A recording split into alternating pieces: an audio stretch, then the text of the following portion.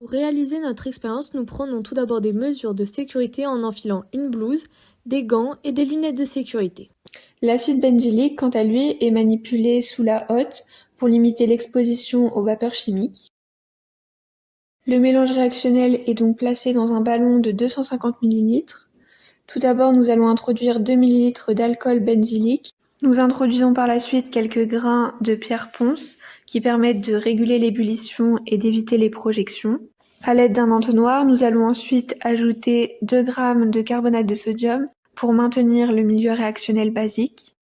À l'aide d'une pipette, nous versons enfin 100 ml d'une solution aqueuse de permanganate de potassium à 0,20 mol par litre.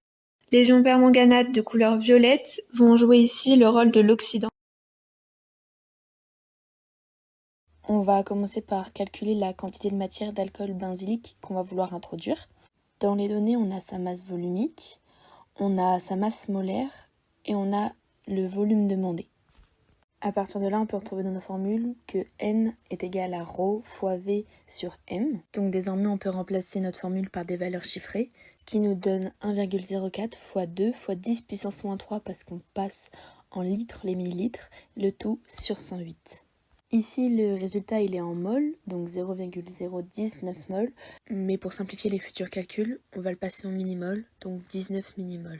Donc on vient de calculer la quantité de matière d'alcool benzylique, donc on va pouvoir passer à la quantité de matière de permanganate de potassium. On repart comme tout à l'heure à la recherche de données qu'on a déjà. Ici on a la concentration massique qui est de 0,2 mol par litre et le volume qu'on veut introduire qui est de 100 ml.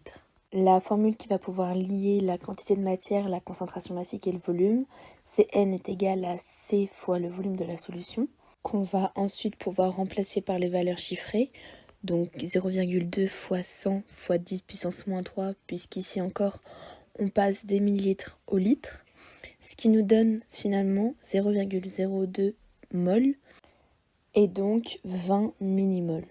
Grâce à ces calculs, on va pouvoir faire un tableau d'avancement où on va se demander quel réactif est limitant entre l'alcool benzylique et le permanganate de potassium. Donc on fait nos deux hypothèses et on se rend compte que c'est bien le permanganate de potassium qui est limitant et donc qu'il restera 4 millimoles d'alcool benzylique plus de permanganate et qu'il se formera 15 millimoles d'ion benzoate, 20 millimoles de dioxyde de manganèse et de l'eau et de l'H- en excès. Voilà donc pour la partie sur les quantités de matière, c'est terminé.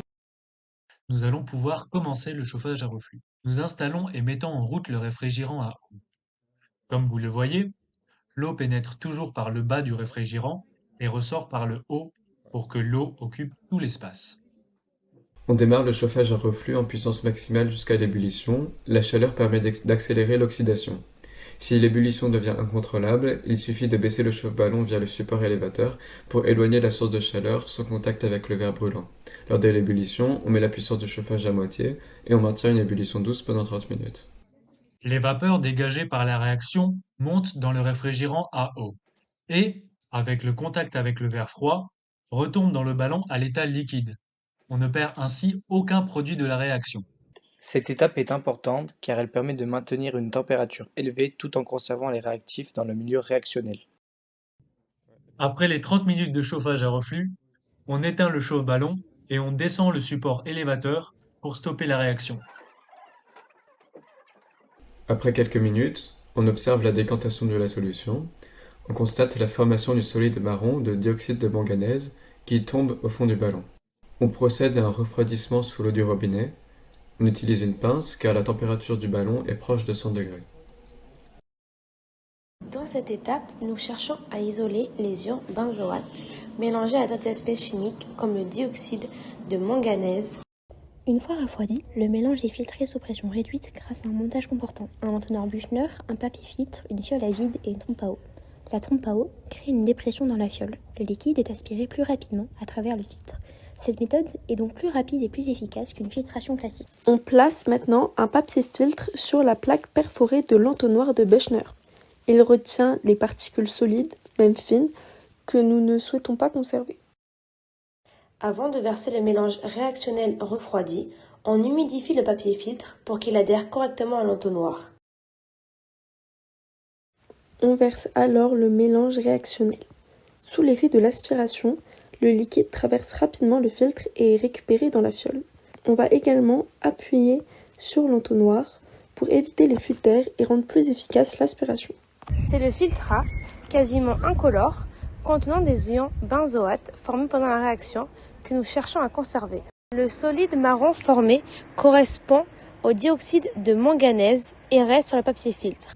Le liquide récupéré dans la fiole s'appelle le filtre A. Il contient encore plusieurs espèces dissoutes telles que de l'eau qui est le solvant, les ions benzoate formés pendant la réaction, des ions hydroxyde HO-, l'alcool éventuellement en excès, ainsi que des ions spectateurs. Le filtre A doit être quasiment incolore. S'il reste trouble, cela signifie qu'il contient encore des particules solides. Il faut alors recommencer la filtration avec un nouveau papier filtre. Avant d'arrêter le trompe à eau, il faut toujours retirer le tuyau de la fiole afin d'éviter un retour d'eau dans le montage, ce qui contaminerait le produit obtenu. Le filtre A obtenu précédemment contient des ions benzoate dissous dans l'eau. Notre objectif est donc de transformer ces ions benzoate en acide benzoïque solide afin de pouvoir le récupérer. On commence d'abord par refroidir le filtre A dans un bain d'eau glacée. Ainsi, la température se rapproche de 0 degrés Celsius pour avoir une solubilité de 1,3 g par litre, inférieure à celle à température ambiante. En effet, le solide se dissout donc moins. On peut alors le récupérer plus facilement pour avoir un rendement plus élevé. Cette étape est importante car la réaction avec l'acide chlorhydrique est exothermique. Elle libère de la chaleur. Le bain glacé permet donc d'éviter une augmentation trop importante de la température. De plus, à basse température, la solubilité de l'acide benzoïque diminue. Cela permettra de récupérer un maximum d'acide benzoïque sous forme solide. Lorsqu'on introduit l'acide chlorhydrique, on observe la formation de mousse, ce qui indique un dégagement gazeux. Mais quel est ce gaz et d'où provient-il ? Il s'agit du dioxyde de carbone, l'un des produits de la réaction entre les ions carbonate ajoutés à l'étape 1 et les ions hydrogène contenus dans l'acide chlorhydrique. L'acide chlorhydrique apporte des ions hydrogène H+, qui transforment l'ion benzoate en acide benzoïque. Le benzoate possède une charge négative. L'acide chlorhydrique libère un proton que va capter l'ion benzoate. On forme ainsi l'acide benzoïque. Dans cette étape, nous commençons par filtrer sous pression réduite le contenu du bécher afin de récupérer notre produit. Nous plaquons d'abord le papier filtre à l'aide d'une pipette d'eau, puis nous versons tout le contenu du bécher dans l'entonnoir de Büchner. Après la filtration, les cristaux récupérés contiennent encore des traces d'impuretés solubles. Le lavage à l'eau glacée permet donc d'éliminer ces impuretés sans dissoudre une quantité importante d'acide benzoïque. Si l'on utilisait de l'eau chaude, une partie des cristaux se redissoudrait, ce qui diminuerait le rendement de la synthèse. L'eau glacée limite donc les pertes de produits tout en améliorant sa pureté.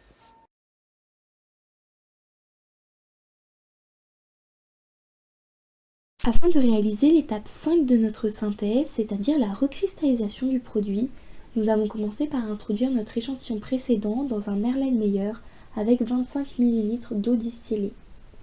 On surmonte ensuite l'Erlenmeyer d'un réfrigérant à air et on le place sur un agitateur magnétique. Afin de favoriser la dissolution du solide, on rajoute en petite quantité de l'eau distillée en veillant à ne pas dépasser les 27 ml de volume total. On place ensuite notre préparation sur une plaque chauffante pour accélérer la réaction. On veille à bien agiter la préparation pour récupérer toute la matière collée sur les parois. On fait chauffer l'Erlenmeyer jusqu'à l'ébullition de l'eau et jusqu'à ce que le produit soit complètement dissous. Ensuite, nous laissons refroidir le produit à température ambiante, puis dans un bain d'eau glacée.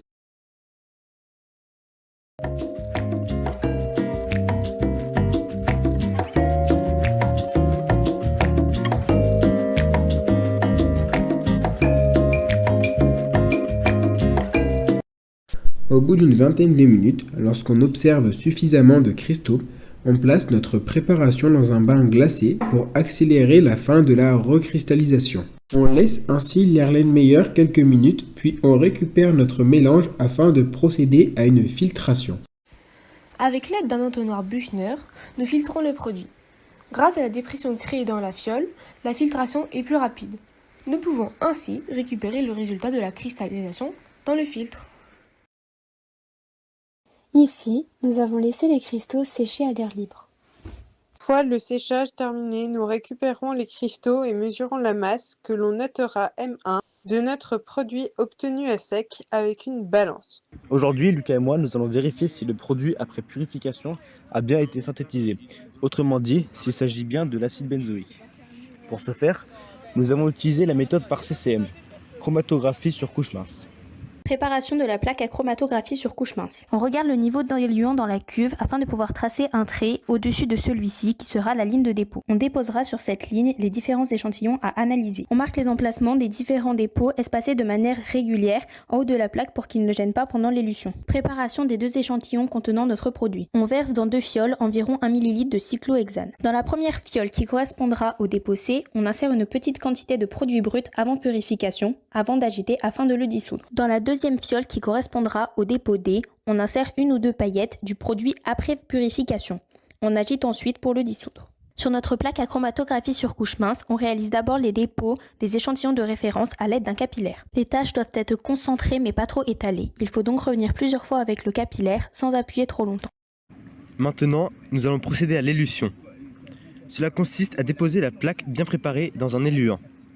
Dans notre cas, l'éluant choisi est un mélange cyclohexane-acétone. Nous allons ensuite tremper la plaque bien préparée dans notre éluant.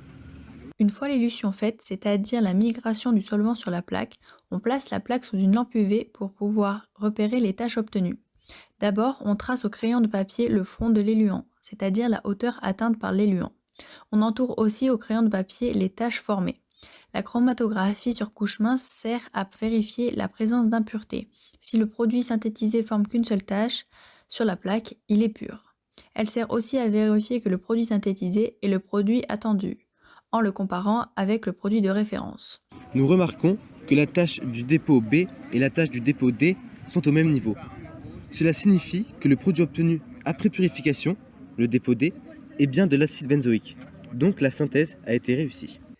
À la fin de la synthèse réalisée, nous sommes censés avoir obtenu de l'acide benzoïque. Pour le vérifier, nous allons identifier la température de fusion de l'échantillon obtenu grâce à un banc aux fleurs. Le banc aux fleurs est constitué d'une plaque métallique, chauffée de façon à obtenir un gradient de température. La température de la plaque augmente de façon linéaire sur toute sa longueur. Il permet d'estimer la température de fusion d'un composé chimique. Pour l'acide benzoïque, sa température de fusion est de 122 degrés Celsius. Donc si notre solide fond vers 122 degrés Celsius, alors il est pur. Nous avons placé l'échantillon préalablement purifié sur l'extrémité la plus froide du banc.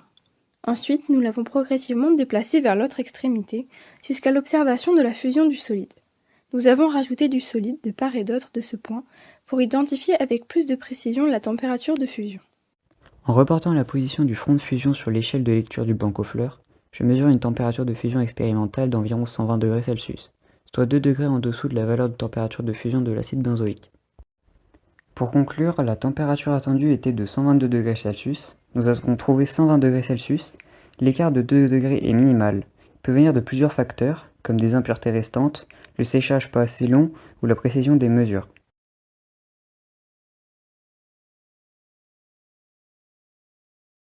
Le spectre 1 représente l'alcool benzylique. Sur ce spectre, on peut voir une bande large et intense vers 3300. Elle caractérise les liaisons OH d'un alcool sous forme liée. De plus, on peut voir des bandes juste en dessous de 3300. C'est une élongation des liaisons CH, des groupes alkynes. Maintenant, analysons le spectre 2, qui est le produit de la synthèse purifiée. Nous voyons une bande extrêmement large et intense de 2500 à 3300 cm-1. Cette énorme bosse, qui englobe les CH, est caractéristique de la liaison OH d'un acide carboxylique. Maintenant, passons à la bande très intense et fine qui se trouve vers 1690. Elle correspond à l'élongation de la liaison CO carbonyle d'un acide carboxylique. Pour conclure, au cours de la synthèse, la fonction alcool a disparu au profit de la fonction acide carboxylique. On peut conclure que la synthèse est réussie. La comparaison des spectres montre que le réactif a entièrement converti en acide benzoïque, car la bande caractéristique de l'alcool a laissé place à celle de l'acide carboxylique.